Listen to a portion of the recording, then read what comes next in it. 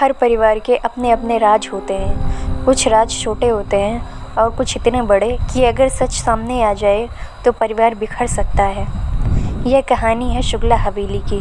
एक ऐसी हवेली जहाँ की दीवारों में छुपा है एक ऐसा रहस्य जो पीढ़ियों से दबा हुआ था और अब वो रहस्य सामने आने वाला है। रघुनाथ शुक्ला की अचानक मौत की खबर ने पूरे परिवार को हिला दिया। वह शहर के एक बड़े कारोबारी थे जिनकी हवेली दशकों से इलाके की शान मानी जाती थी। ऊंची ऊंची दीवारें, लकड़ी के विशाल दरवाजे और भीतर पसरी निर्वता, यह हवेली जैसे किसी बीते युग की याद दिलाती थी। मृत्यु के बाद चारों संतानें और उनकी मां सुशीला देवी उस हवेली में एकत्र हुए। बड़ा बेटा संजय गंभीर और जिद्दी स्वभाव का, दूसरा बेटा राकेश जो हमेशा पिता की कठोरता से नाराज रहता, सबसे छोटा बेटा अमित पढ़ाई में तेज लेकिन परिवार से थोड़ा अलग, और बेटी रेखा जो शादीशुदा होकर ससुराल से लौटी थी। सबके चेहरे पर शोक का साया था, लेकिन हवेली में कदम रखते ही उन्हें एक अजीब सा डरावना एहसास हुआ। सीढ़ियां चरमराती, दीवारों पर पड़ी दरारें और कोनों से आती बदबू जैसे चुपके से फुसफुसा रही थी। यह घर केवल तुम्हारा नहीं है, इसमें कुछ और भी जिंदा है। सुशीला देवी लगातार चुप थी। उनकी आंखें जैसे किसी अनजाने भय से कांप रही थीं। जब रेखा ने माँ का हाथ पकड़कर पूछा, माँ आप इतना घबराई क्यों हैं? तो वे बस इतना बोली, इस हवेली में बहुत कुछ ऐसा है जिसे तुम सब नहीं जानते। पिता की 13वीं के अगले दिन वकील हवेली पहुंचे। सब लोग बैठ खाने में जमा थे। वकील ने कागज खोला और पढ़ना शुरू किया। मेरी संपत्ति का असली हकदार वही होगा जो हवेली में छिपे उस राज को सुलझाएगा जो सालों से हमारे परिवार को खा रहा है। यह घर और उनकी जमीन किसी लालची के लिए नहीं, बल्कि उस वारिस के लिए है जो सच का सामना कर सके। शब्दों ने सन्नाटा तोड़ दिया। सभी एक दूसरे को देखने लगे। राकेश भड़क कर बोला, पापा को यह सब नाटक करने की क्या जरूरत थी? सीधा सीधा बांट दे संपत्ति। संजय ने गंभीर स्वर में कहा, अगर उन्होंने राज का जिक्र किया है तो यकीनन कुछ होगा और वही हमें खोजना होगा। लेकिन माँ सुशीला अचानक चिल्लाई, नहीं, यह घर हमें कुछ नहीं देगा, सिर्फ दर्द देगा। उनकी आंखों से आंसू बह निकले, जैसे वे जानती हूँ कि आगे क्या होने वाला है। हवेली में पिता की 13वीं का दिन खत्म हुआ। रात गहराते ही हवेली भी भयानक लगने लगी। बड़े बड़े बरामदे में जलता लालटेन हिल रहा था, जैसे हवा नहीं बल्कि कोई अदृश्य शक्ति उसे छू रही हो। सब लोग अपने अपने कमरे में सोने चले गए। अमित को नींद नहीं आ रही थी। वह खिड़की से बाहर अंधेरे आंगन को देख रहा था। अचानक हवेली के भीतर से एक औरत के दिल दहला देने वाली चीख गूंजी। वह चीख इतनी भयानक थी कि पूरे घर के लोग दरवाजे खोलकर बाहर निकल आए। रेखा घबराकर बोली, ये किसकी आवाज थी? संजय ने हाथ में टॉर्च ली और गलियारे की तरफ दौड़ा, पर वहां कोई न था। अचानक सबकी नजर बैठ खाने की दीवार पर पड़ी। सफेद दीवार पर लाल रंग से लिखा था, सच सामने आएगा। राकेश गुस्से में चीखा, ये सब कोई हमें डराने की चाल है।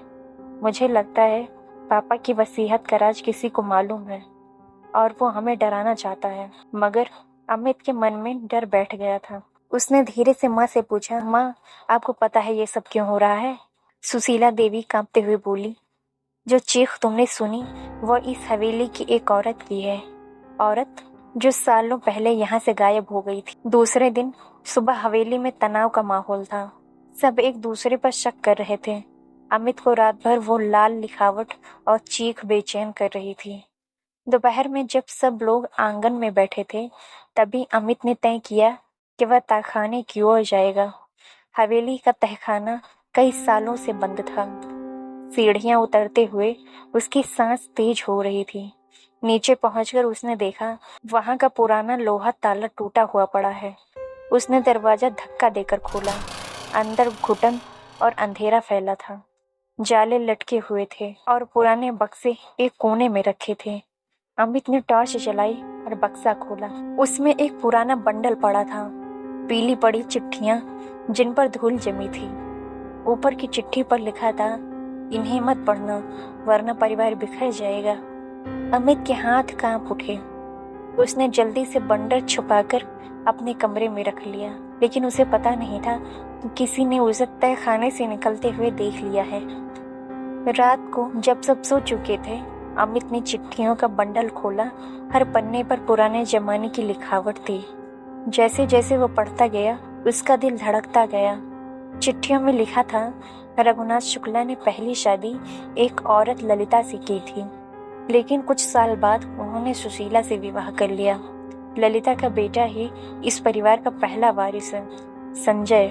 बाकी सब बच्चे सुशीला के हैं। अमित के होश उड़ गए। मतलब बड़ा भाई संजय उनका सौतेला भाई है। उसी समय दरवाजा खुला।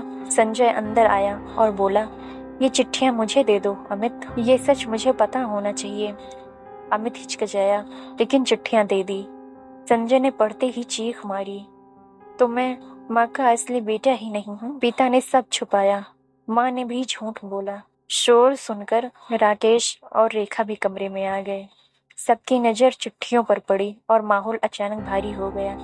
रेखा रोते हुए बोली, तो हम सबका रिश्ता ही झूठ पर बना था। माँ सुशीला कमरे में पहुंची और फूट फूट कर रोने लगी। ये सब सामने नहीं आना चाहिए था। इस राज ने हमारी जिंदगी बर्बाद कर दी है। लेकिन अभी कहानी यहीं खत्म नहीं हुई थी, क्योंकि उसी रात संजय पर किसी ने जानलेवा हमला कर दिया। रात गहरी हो चुकी थी। हवेली के गलियारों में अंधेरा पसरा था। संजय अपने कमरे से बाहर निकला। उसके मन में गुस्सा और दर्द था। मैं सौतेला बेटा हूँ। पापा और माँ दोनों ने मुझसे झूठ बोला। वह सीढ़ियों की तरफ बढ़ा ही था कि अचानक किसी ने पीछे से धक्का दिया। संजय लड़खड़ाया और नीचे गिरते गिरते बचा। अगर उसने आखिरी पायदान पकड़ न लिया होता तो जान चली जाती। चीख सुनकर सब दौड़े। राकेश ने उसे उठाया और पूछा, किसने धक्का दिया? संजय ने कांपती आवाज में कहा, मैंने किसी को देखा नहीं, पर यहाँ कोई है जो मुझे मरते देखना चाहता है। अमित ने सीढ़ियों पर देखा। वहां एक लाल कपड़े का टुकड़ा पड़ा था। वो टुकड़ा किसी औरत की साड़ी का लग रहा था। सुशीला देवी उस रात बहुत बेचैन थीं। बार बार भगवान से प्रार्थना करती और कहती, हे राम, यह रात सामने क्यों आया? अब ये घर बर्बाद हो जाएगा। अमित उनके पास गया और पूछा, माँ, आप इतना क्यों डर रही हैं? सच क्या है? माँ रोते हुए बोली, तुम्हारे पिता ने पाप किया था अमित। उन्होंने ललिता से शादी की थी, पर उसे धोखा दिया। जब ललिता ने विरोध किया तो उन्होंने उसे इस हवेली में कैद कर दिया। अमित सन्न रह गया। मतलब ललिता भी जिंदा है? माँ ने चुप रहकर सिर झुका लिया। अगली रात रेखा खिड़की से बाहर देख रही थी। अचानक उसे आंगन में एक सफेद साड़ी पहने औरत खड़ी नजर आई। वह स्थिर खड़ी थी, चेहरा अंधेरे में छुपा हुआ। रेखा घबराकर चीख उठी। सब लोग बाहर दौड़े, लेकिन वहाँ कोई न था। बस जमीन पर पानी की बूंदें गिरी थी, जैसे कोई अभी अभी वहाँ खड़ा था। राकेश बोला, ये सब भूत प्रेत की कहानी है, कोई हमें डराने की कोशिश कर रहा है। लेकिन अमित को पूरा यकीन हो गया कि यह वही औरत है, ललिता। अमित तहखाने में फिर गया। इस बार उसे पिता की एक पुरानी डायरी मिली। डरते डरते उसने पढ़ना शुरू किया। डायरी में लिखा था, ललिता को मारना मेरा इरादा नहीं था, पर वह मेरे रास्ते में बाधा बन रही थी। मैंने उसे तहखाने के गुप्त कमरे में बंद कर दिया। सुशीला सब जानती है, पर वह चुप है, क्योंकि वह अपने बच्चों का भविष्य चाहती है। अमित की रगों में खून जम गया। मतलब पापा ने खुद ललिता को कैद किया था और माँ इस सच की गवाह थी। कुछ ही दिनों बाद एक और हादसा हुआ। रेखा अपने कमरे में बेहोश पाई गई। उसके पास एक कागज पड़ा था, जिस पर खून से लिखा था, एक एक कर सबकी बारी आएगी। डर पूरे परिवार पर छा गया। अब शक हर किसी पर होने लगा। संजय पर, क्योंकि वह सौतेला था। राकेश पर, क्योंकि वह हमेशा गुस्से में रहता था। यहाँ तक कि माँ पर भी, क्योंकि वह सबसे ज्यादा सच छुपा रही थी। एक रात अमित को हवेली की दीवार में एक दरार नजर आई। उसने धक्का दिया तो वहाँ से एक गुप्त दरवाजा खुला।